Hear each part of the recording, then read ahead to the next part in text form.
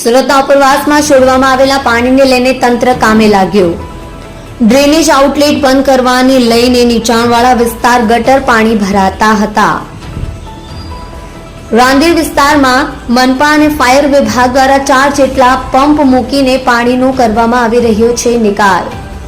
Flood gate બંધ કર્યા, નજીકના ડ્રેનેજમાં મોટરો અને પાઇપ દ્વારા પાણી તાપી નદીમાં છોડવામાં આવી રહ્યું છે।